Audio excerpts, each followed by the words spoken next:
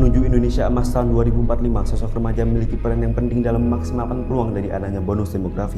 Akan tetapi peluang tersebut juga bisa menjadi bumerang bagi Indonesia sendiri akibat adanya indikator interval. Adapun interval sendiri merupakan singkatan dari internal, eksternal, dan evaluasi, di mana internal berupa lemahnya kontrol diri remaja akibat lemahnya suatu karakter yang kemudian berdampak terhadap munculnya berbagai aksi menyimpang. Kemudian eksternal, yaitu berupa kurangnya peran keluarga maupun masyarakat yang berakibat terhadap munculnya sebuah kewajaran akan suatu kesalahan.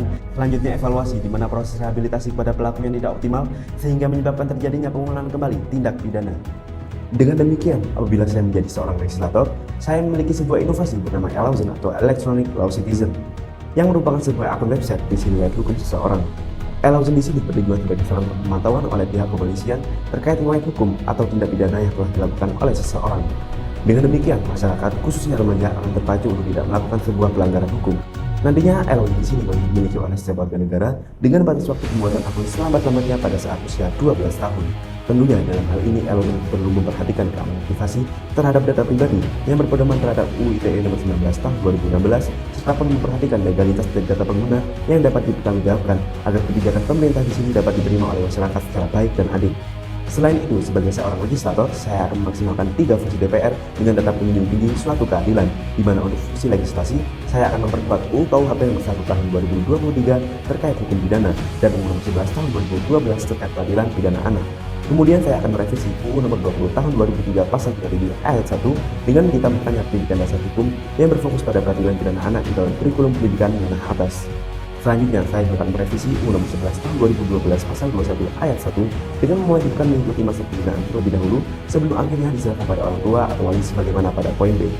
Kemudian pada fungsi anggaran saya akan melakukan persetujuan atas RUU APBN yang ditujukan kepada pengelolaan inovasi ELAUZEN dan untuk mengoptimalkan kegiatan penyuluhan kepada masyarakat terkait kasus kenakalan remaja.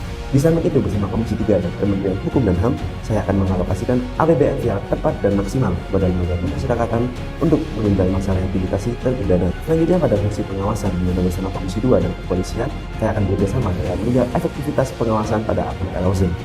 Selanjutnya, Komisi 1 bersama BSSN perlu bekerjasama dalam peningkatan keamanan akun ELAUZEN serta lembaga pemasyarakatan bersama Komisi 3 wajib melakukan pengawasan terhadap proses rehabilitasi sebagai upaya pencegahan agar tidak terulang kembali tindak pidana pada seseorang. Tentunya berbagai upaya pemerintah tersebut memerlukan uluh tangan dari pihak masyarakat sebagai pengamal sosial dan remaja itu sendiri sebagai pemeran utama dalam permasalahan ini. Sehingga diharapkan seluruh pihak dapat saling mendukung guna mewujudkan visi Indonesia Emas tahun 2045 serta mewujudkan keamanan negara dengan generasi yang sadar hukum dan taat aturan. Saya Dias Maulid Aziz dari Mandua Kota Malang, Terpilih Jawa Timur. Mohon pamit undur diri. Terima kasih.